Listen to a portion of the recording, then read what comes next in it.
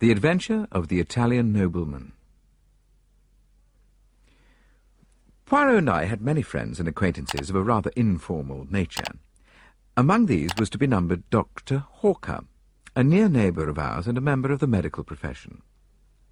It was the genial doctor's habit to drop in sometimes of an evening and have a chat with Poirot, of whose genius he was an ardent admirer. The doctor himself, frank and unsuspicious to the last degree, admired the talents so far removed from his own. On one particular evening in early June, he arrived about 8:30 and settled down to a comfortable discussion on the cheery topic of the prevalence of arsenical poisoning in crimes. It must have been about a quarter of an hour later when the door of our sitting-room flew open and a distracted female precipitated herself into the room. "Oh, Doctor, you're wanted! Such a terrible voice! It gave me a turn, it did indeed!" I recognized in our new visitor Dr. Hawker's housekeeper, Miss Ryder. The doctor was a bachelor and lived in a gloomy old house a few streets away. The usually placid Miss Ryder was now in a state bordering on incoherence. "Well, what terrible voice? Who is it, and what's the trouble?" "It was the telephone, Doctor. I answered it, and a voice spoke. 'Help,' it said. 'Doctor, help, they've killed me.' And then it sort of trailed away. 'Who's speaking?' I said. 'Who's speaking?' Then I got a reply, or just a whisper. It seemed Foscatine, or something like that. Regent's Court." The doctor uttered an exclamation. "Count Foscatini? He has a flat in Regent's Court. I must go at once. What can have happened?" "A patient of yours?" asked Poirot. "Well, yes, I attended him for some slight ailment a few weeks ago. An Italian, but he speaks English perfectly. Well, I must wish you good night, Monsieur Poirot, unless—" He hesitated. "Ah, I perceive the thought in your mind," said Poirot, smiling. "I shall be delighted to accompany you. Hastings, run down and get hold of a taxi." Taxis always make themselves sought for when one is particularly pressed for time, but I captured one at last, and we were soon bowling along in the direction of Regent's Park. Regent's Court was a new block of flats situated just off St. John's Wood Road. They had only recently been built and contained the latest service devices. There was no one in the hall. The doctor pressed the lift bell impatiently, and when the lift arrived, questioned the uniformed attendant sharply. "Flat 11, Count Foscatini. There's been an accident there, I understand." The man stared at him. "First I've heard of it. Mr. Graves, that's Count Foscatini's man, went out about half an hour ago. He said nothing." "But is the Count alone in the flat?" "No, sir. He's got 2 gentlemen dining with him." "What are they like?" I asked eagerly. We were in the lift now, ascending rapidly to the second floor, on which flat 11 was situated. "I didn't see them myself, sir, but I understand that they were foreign gentlemen." He pulled back the iron door, and we stepped out on the landing. Number 11 was opposite to us. The doctor rang the bell. There was no reply, and we could hear no sound from within. The doctor rang again and again. We could hear the bell trilling within, but no sign of life rewarded us. "This is getting serious," muttered the doctor. He turned to the lift attendant. "Is there any pass key to the store?" There is one in the porter's office downstairs." "Get it then, and look here, I think you'd better send for the police." Poirot approved with a nod of the head. The man returned shortly. With him came the manager. "Will you tell me, gentlemen, what is the meaning of all this?" "Certainly. I received a telephone message from Count Foscatini stating that he had been attacked and was dying. You can understand that we must lose no time if we are not already too late." The manager produced the key without more ado, and we all entered the flat.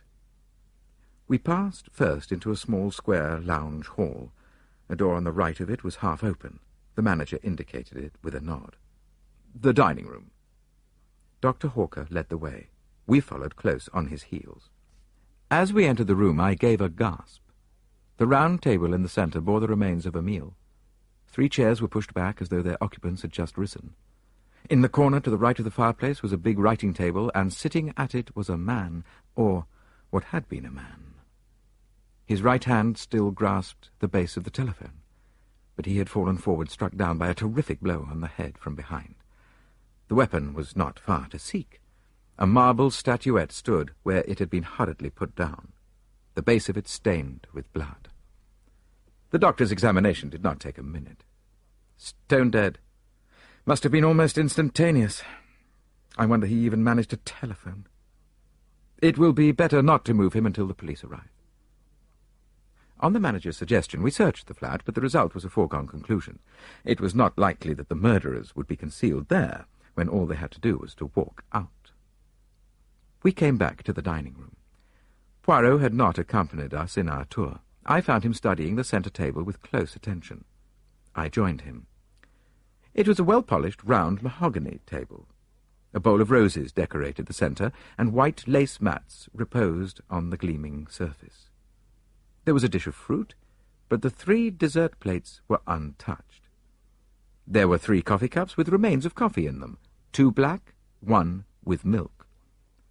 All 3 men had taken port, and the decanter, half full, stood before the centre plate. One of the men had smoked a cigar, the other 2, cigarettes. A tortoise-shell and silver box, holding cigars and cigarettes, stood open upon the table. I enumerated all these facts to myself, but I was forced to admit that they did not shed any brilliant light on the situation. I wondered what Poirot saw in them to make him so intent. I asked him. "Mon ami," he replied, "you miss the point. I am looking for something that I do not see." What is that?" "A mistake, eh? Even a little mistake, on the part of the murderer." He stepped swiftly to the small adjoining kitchen, looked in, and shook his head. "Monsieur," he said to the manager, "explain to me, après, your system of serving meals here." The manager stepped to a small hatch in the wall. "Well, this is the service lift," he explained. "It runs to the kitchens at the top of the building. You order through this telephone, and the dishes are sent down in the lift, 1 course at a time. The dirty plates and dishes are sent up in the same manner. No domestic worries, you understand, and at the same time you avoid the wearying publicity of always dining in a restaurant." Poirot nodded. "Then the plates and dishes that were used tonight are on high in the kitchen. You permit that I mount there?" "Oh, certainly, if you like. Roberts the liftman will take you up and introduce you, but I'm afraid you won't find anything that's of any use. They're handling hundreds of plates and dishes, and they'll be all lumped together." Poirot remained firm, however, and together we visited the kitchens and questioned the man who had taken the order from Flat 11. The order was given from the à la carte menu for 3, he explained. Soup julienne, fillet de sole normande, tornadoes of beef, and a rice soufflé. What time? Just about 8 o'clock, I should say. No, I'm afraid the plates and dishes have all been washed up by now. Unfortunate. You were thinking of fingerprints, I suppose. "Well, not exactly," said Poirot with an enigmatical smile. "I am more interested in Count Foschettini's appetite. Did he partake of every dish?" "Oh, yes. But of course I can't say how much of each he ate. The plates were soiled and the dishes empty. Well, that's to say, with the exception of the rice soufflé. There was a fair amount of that left." "Ah," said Poirot, and seemed satisfied with the fact. As we descended to the flat again, he remarked in a low tone, "We have decidedly to do with a man of method." "What, do you mean the murderer, or Count Foschettini?" The latter was undoubtedly an orderly gentleman. After imploring help and announcing his approaching demise, he carefully hung up the telephone receiver." I stared at Poirot. His words now, and his recent inquiries, gave me the glimmering of an idea. "You suspect poison," I breathed. "The blow on the head was a blind." Poirot merely smiled. We re-entered the flat to find the local inspector of police had arrived with 2 constables. He was inclined to resent our appearance, but Poirot calmed him with the mention of our Scotland Yard friend, Inspector Japp, and we were accorded a grudging permission to remain. It was a lucky thing we were, for we had not been back 5 minutes before an agitated middle-aged man came rushing into the room with every appearance of grief and agitation. This was Graves, valet-butler to the late Count Foschettini. The story he had to tell was a sensational one. On the previous morning, 2 gentlemen had called to see his master. They were Italians, and the elder of the two, a man of about 40, gave his name as Signor Ascanio. The younger was a well-dressed lad of about 24. Count Foscatini was evidently prepared for their visit and immediately sent Graves out upon some trivial errand. Here the man paused and hesitated in his story. In the end, however, he admitted that, curious as to the purport of the interview, he had not obeyed immediately, but had lingered about endeavouring to hear something of what was going on. The conversation was carried on in so low a tone that he was not as successful as he had hoped, but he gathered enough to make it clear that some kind of monetary proposition was being discussed, and that the basis of it was a threat. The discussion was anything but amicable. In the end, Count Foscatini raised his voice slightly, and the listener heard these words clearly. "I have no time to argue further now, gentlemen. If you will dine with me tomorrow night at 8 o'clock, we will resume the discussion." Afraid of being discovered listening, Graves had then hurried out to do his master's errand. This evening, the two men had arrived punctually at 8. During dinner they had talked of indifferent matters, politics, the weather, and the theatrical world. When Graves had placed the port upon the table and brought in the coffee, his master told him that he might have the evening off. "Was that a usual proceeding of his when he had guests?" asked the inspector. No, sir, it wasn't. That's what made me think it must be some business of a very unusual kind that he was going to discuss with these gentlemen." That finished Graves's story. He had gone at about 8:30, and meeting a friend, had accompanied him to the Metropolitan Music Hall in Edgware Road. Nobody had seen the two men leave, but the time of the murder was fixed clearly enough at 8:47. A small clock on the writing-table had been swept off by Foscatini's arm and had stopped at that hour, which agreed with Miss Ryder's telephone summons. The police surgeon had made his examination of the body, and it was now lying on the couch. I saw the face for the first time. The olive complexion, the long nose, the luxuriant black moustache, and the full red lips drawn back from the dazzlingly white teeth. Not altogether a pleasant face. "Well," said the inspector, refastening his notebook, "the case seems clear enough. The only difficulty will be to lay our hands on this Signor Ascanio. I suppose his address is not in the dead man's pocket-book by any chance?" As Poirot had said, the late Foscatini was an orderly man. Neatly written in small, precise handwriting was the inscription, "Signor Paolo Ascanio, Grosvenor Hotel." The inspector busied himself with the telephone, then turned to us with a grin. "Just in time, Our fine gentleman was off to catch the boat train to the continent. Well, gentlemen, that's about all we can do here. It's a bad business, but straightforward enough. One of these Italian vendetta things, as likely as not." Thus airily dismissed, we found our way downstairs. Dr. Hawker was full of excitement. Like the beginning of a novel, huh? Real exciting stuff. Wouldn't believe it if you read about it. Poirot did not speak. He was very thoughtful. All the evening he had hardly opened his lips. "What says the master detective, asked Hawker, clapping him on the back. "Nothing to work your grey cells over this time, "You think not?" "Well, what could there be?" "Well, for example, there is the window." The window? But it was fastened. Nobody could have got out or in that way. I noticed it specially." "And why were you able to notice it?" The doctor looked puzzled. Poirot hastened to explain. "It is to the curtains I refer. They were not drawn. A little odd, that. And then there was the coffee. It was very black coffee." "Well, what of it?" "Very black," repeated Poirot. "In conjunction with that, let us remember that very little of the rice soufflé was eaten, and we get what?" "Moonshine?" laughed the doctor. "You're pulling my leg." "Never do I pull the leg. Hastings here knows that I am perfectly serious." "I don't know what you're getting at. All the same," I confessed. "You don't suspect the manservant, do you? He might have been in with the gang and put some dope in the coffee, but I suppose they'll test his alibi." "Oh, without doubt, my friend. But it is the alibi of Signor Ascanio that interests me." Well, you think he has an alibi? That is just what worries me. I have no doubt that we shall soon be enlightened on that point. The Daily Newsmonger enabled us to become conversant with succeeding events. Signor Ascanio was arrested and charged with the murder of Count Foscatini. When arrested, he denied knowing the Count, and declared he had never been near Regent's Court either on the evening of the crime or on the previous morning. The younger man had disappeared entirely. Signor Ascanio had arrived alone at the Grosvenor Hotel from the Continent 2 days before the murder. All efforts to trace the second man failed. Ascanio, however, was not sent for trial.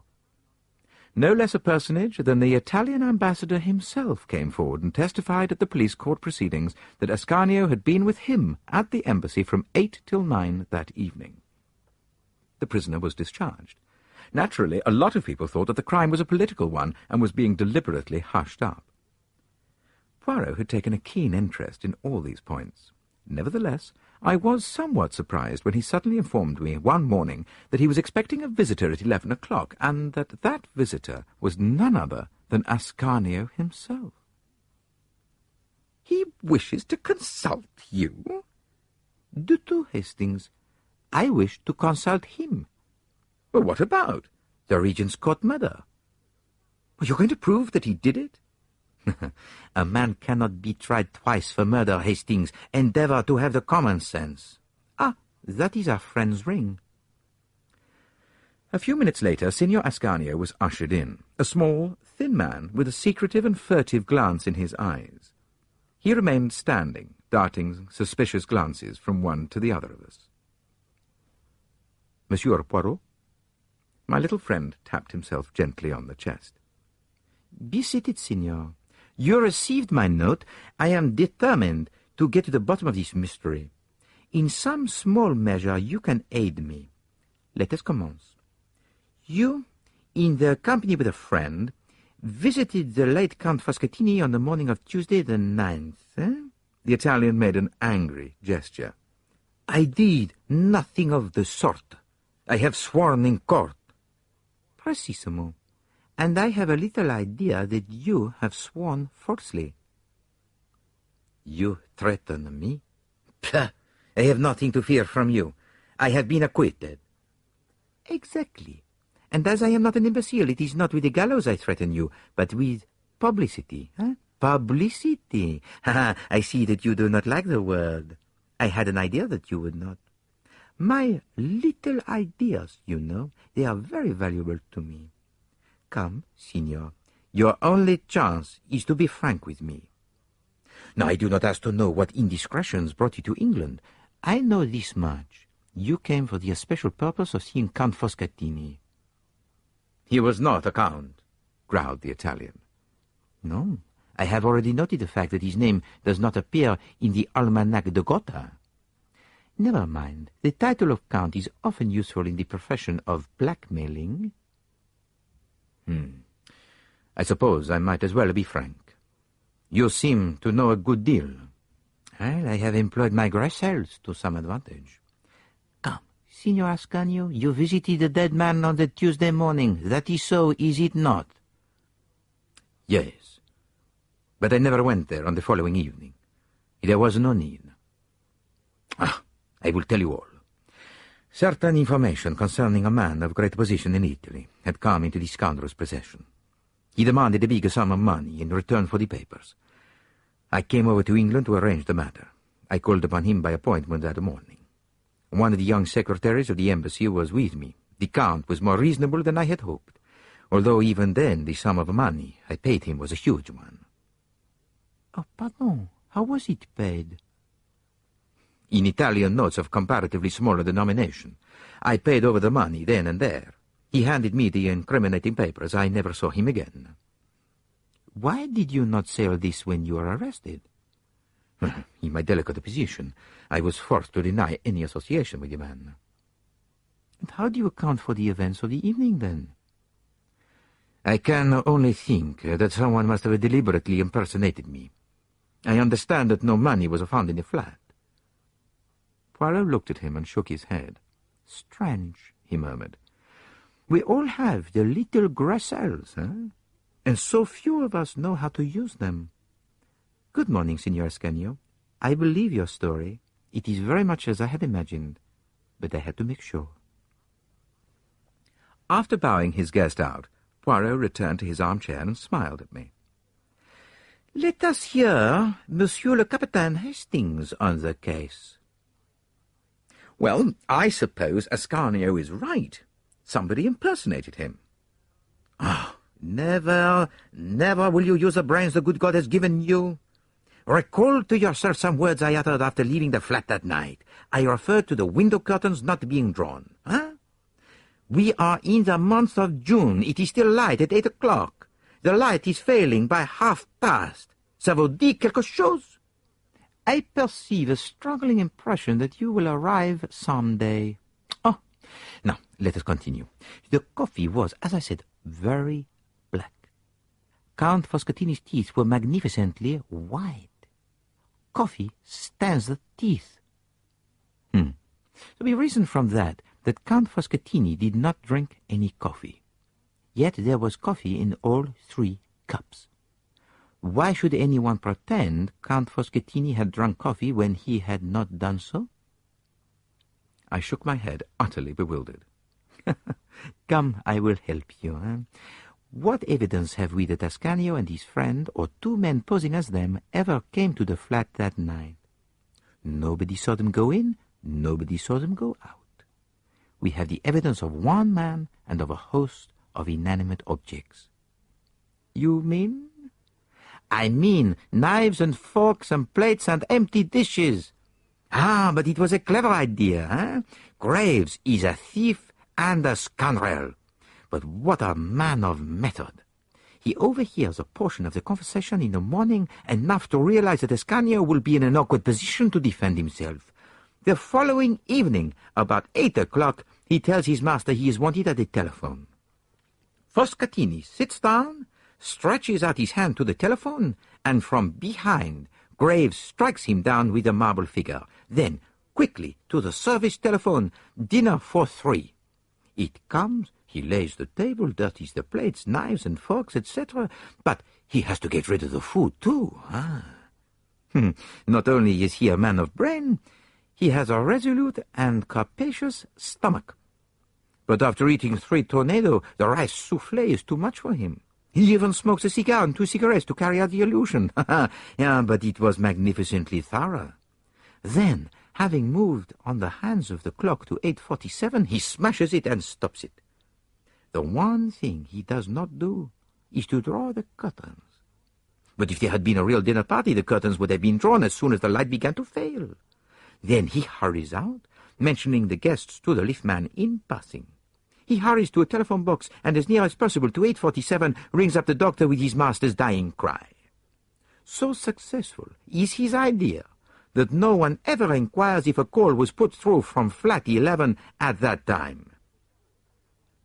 Except Hercule Poirot, I suppose, I said sarcastically. Not even Hercule Poirot, said my friend with a smile.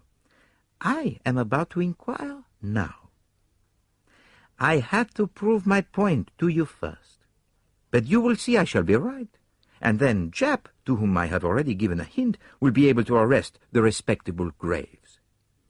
I wonder how much of the money he has spent. And Poirot was right. He always is, confound him.